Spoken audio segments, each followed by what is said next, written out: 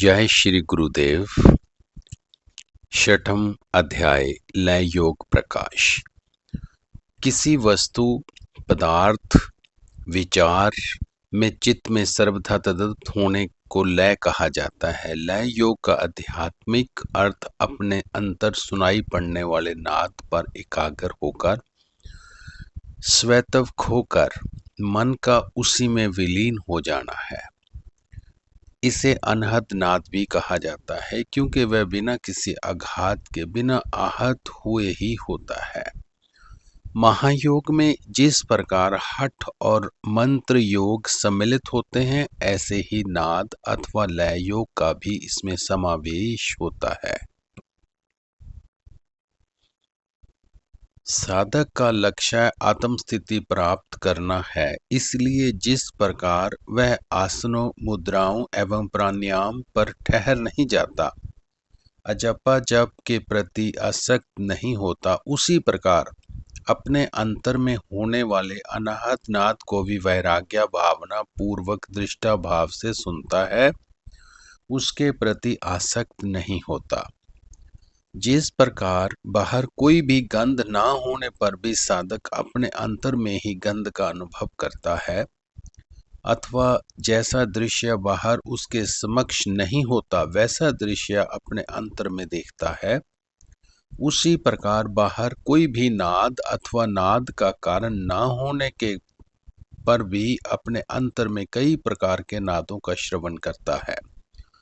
जब उन पर साधक का चित्त एकाग्र हो जाता है, अर्थात साधक की चित्त वृत्ति नाद के अनुरूप परिवर्तित हो जाती है और साधक का अपना आपा शून्यवत हो जाता है, तब उस अवस्था को लय योग कहा जाता है।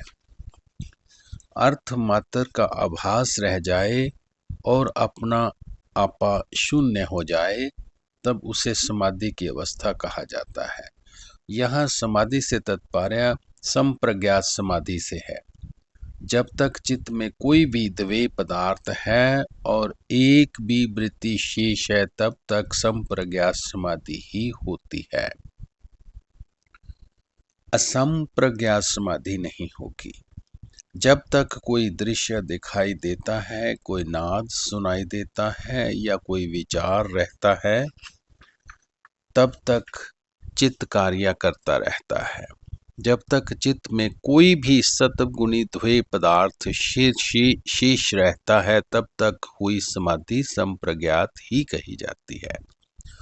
असंप्रज्ञात समाधि में तो चित्त कार्य करना ही बंद कर देता है तथा उसके साथ ही जगत का भाव अथवा उसका अभावात्मक ज्ञान भी विलीन हो जाता है।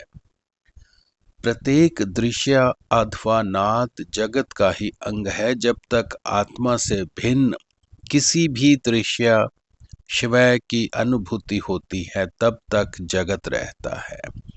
इसका अर्थ ये हुआ कि आसन, मुद्राएं, प्राणायाम, विभिन्न प्रकार के मंत्र उच्चार अथवा नाम स्मरण, विभिन्न प्रकार के भाव विचार सब दृश्य के ही अंग हैं, किंतु ये सब अनुभूतियां शक्ति के प्रति प्रसर्व कर्म में जागृत एवं गतिशील होने पर साधक के कल्याणार्थ ही उदित एवं अनुभूत होती हैं। इसी कर्म में तद अनुसाधना रूप अनाहद नाद और उसमें चित्त के लय को भी समझना चाहिए। जब साधक अभ्यास की एक अवस्था प्राप्त करता है और नाद आरंभ होता है, तो उससे अपने अंतर में उसकी ध्वनि बड़े जोर जोर से नाना रूपों में सुनाई देती है। जैसे जैसे साधन आगे बढ़ता जाता है, वैसे नाद भी सूक्ष्मतर सूक्ष्मतम होता जाता है। आरंभ में जल्दी, बादल, भेरी तथा झरना और मृगंग, घंटा, नगाड़े जैसी ध्वनियों के समान नाद सुनाई पड़ता है, जो अंत किड़ंगनी, शूद्र घंटिका, वंशी वीणा तथा भ्रमर की ध्वनियों के समान मधुर सरस हो जाता है। इस प्रकार यह नाद ध्वनि सूक्ष्म से सूक्ष्मतर तथा धीमी से धीमी होती हुई कितने ही प्रकार से अपने अंतर में सुनाई देती है। जब साधना में भेरी इत्यादि की ध्वनि अपने अंतर में सुनाई देने लग जाए, तब साधक उसमें सूक्ष्म से सूक्ष्मतर की भावना करे। साधक का श्रेय इसी में है कि वह नाद की सूक्ष्मता को छोड़ धन नाद में जाए और फिर धन नाद से सूक्ष्म नाद में आवे। अपने मन को चंचल न होने देकर अनियंत्रण कहीं न जाने दे। मन स्वभावत सर्वप्रथम धीमे अथवा धन जिसमें भी उसकी रुचि हो जाती है उसी नाद में स्थायित्व ग्रहण कर उसी में विलीन अर्थात लय भी हो जाता है। जिस समय मन सकल बाह्य सांसारिक प्रपंचों के प्रति उदासीन होता है तो जीव भी नाद के साथ दूध में पानी की तरह एकाएक होकर चिद आकाश में लय हो जाता है। संयमशील पुरुष के लिए यह आवश्यक है कि जिस नाद में भी उसका मन लग जाए उसी नाद का अपने अंतर में श्रवण तथा चिंतन भी करता रहे। नाद में जीव का चित्त विलीन हो जाता है, अतः जगत की समस्त चिंताओं, आशाओं एवं वासनाओं को त्याग कर सभी चेष्टाओं को छोड़कर अपने अंतर में होने वाले इस नाद का ही उसे अनुसंधान करना चाहिए। जिस प्रकार पुण्य रस ग्रहण करता हुआ भ्रमर पुण्य गंध की उपेक्षा नहीं करता, उसी प्रकार सदैव ही नाद में आसक्त एवं रुचि लेने वाला चित्त विषय वासना रूपी दुर्गंध की कभी भी आकांक्षा नहीं करता। जिस तरह से सर्प नाद श्रवण कर मस्त हो जाता है, उसी प्रकार उस सुंदर नाद की लय मन पर भी समस्त चपलताओं का तत्काल परित्याग कर देता है और संसार को भूल कर इधर उधर विषयों में नहीं भटकता। विषय वासनाओं के उद्यान में विचरने वाले मन रूपी मतवाले हाथी को वशीभूत करने का ये नाद सक्षम अंकुश के समान सामर्थ्यवान होता है, जिससे चंचल मन अपने वश में आ जाता है। यदि मन की उपमा एक हिरण अथवा तरंग से दी जाए तो ये मन रूपी मृग को बांधने में जाल का कार्य करता है तथा मन रूपी तरंग को रोकने में तट के समान सक्षम होता है। जो ब्रह्म स्वरूप प्रणव में संलग्न हो जाता है वह नाद ज्योति स्वरूप हो जाता है। उस अवस्था में मन भी उस ज्योति में लय हो जाता है। उसी अवस्था विशेष को भगवान विष्णु का परम पद कहा जाता है।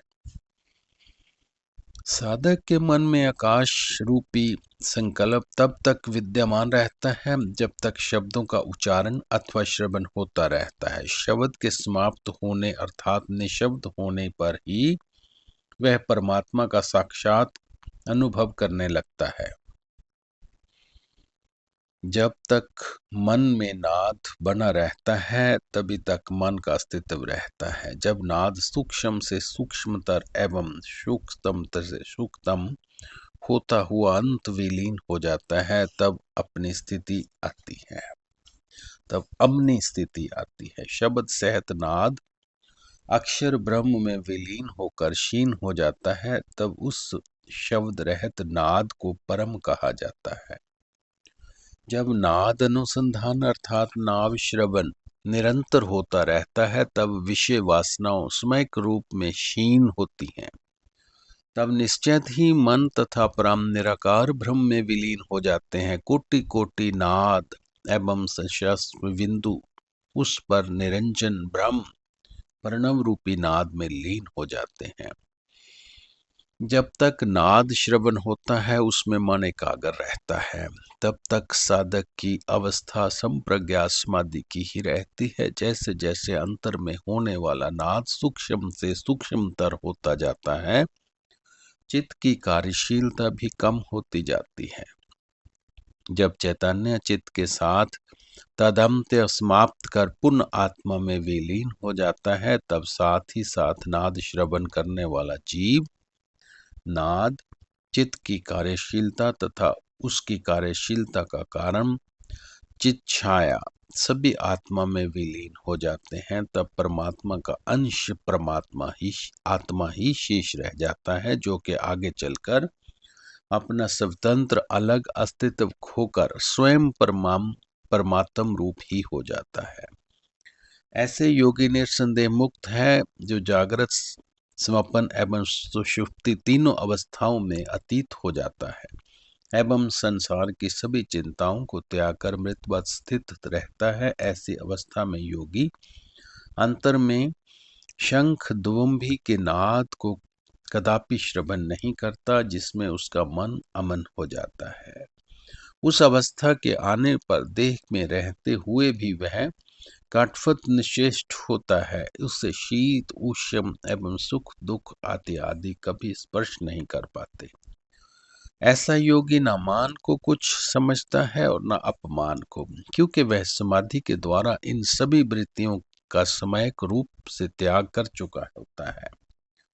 उसका चित्त ऐसे स्थिर हो जाता है कि वह जागृत, स्वप्न और सुषुप्ति तीनों अवस्थाओं का कभी अनुसरण नहीं करता। ऐसा योगी जागृत तथा संप्रभा स्वस्था में निर्वृत्ति प्राप्त कर अपने वास्तविक आत्म स्वरूप में अवस्थित हो जाता है। किसी दृश्य की उपस्थिति के बिना ही उस योगी की दृष्टि स्थिर होती है और प्रयत्न के बिना ही उसका प्राण श्वास प्रश्वास भी स्थिर होता है। किसी आशय तथा अवलंबन के बिना ही जिसका चित्त स्थिर हो गया हो, उस योगी को ब्रह्ममय प्रणव, अंतर्वीर्तिनाथ तथा तुर्य अवस्था में स्थित समझना चाहिए। यहाँ तक हमने नाद बिंदु उपनिषद के आधार पर नाद योग की व्याख्या करने का प्रयत्न किया। तब तदनुसंधान तथा नाद की 4 अवस्थाओं का हठ योग प्रदीपिका के चतुर्थ उपदेश के आधार पर व्याख्या करने की कोशिश करते हैं। श्री आदिनाथ भगवान शंकर ने मन को लय करने के लिए 1.25 करोड़ उपाय कहे हैं। उन सब में मुख्यतम एकमात्र नाद अनुसंधान ही सर्वोपरि है। मूढ़, अज्ञानी एवं जगत में आसक्त पुरुषों के लिए तत्वज्ञान की प्राप्ति एवं आत्म स्थिति की उपलब्धि अत्यंत कठिन होती है, परंतु श्री गोरखनाथ महाराज ने जिस तदन अनुसंधान का वर्णन किया है, वह अज्ञानियों को भी संसार सागर से पार उतारने में सक्षम है। अतः अनाहत नाद का श्रवण सरल एवं श्रेष्ठतम साधन है। जब साधनरत योगी मुक्त आसन में स्थित होकर शांभवी मुद्रा का संधान करता है तथा एकाग्र बुद्धि होकर नाद का श्रवण करता है, कान, नेत्र एवं नासिका के दोनों छिद्रों का निरोध करता है, तब उससे सुषुम्ना मार्ग में स्पुष्ट अमल नाद का श्रवण करता है। इस नाद श्रवण की 4 अवस्थाएं होती है, जिनके नाम हैं आरंभ अवस्था, घटावस्था, परिचालन अवस्था और निष्क्रिय अवस्था।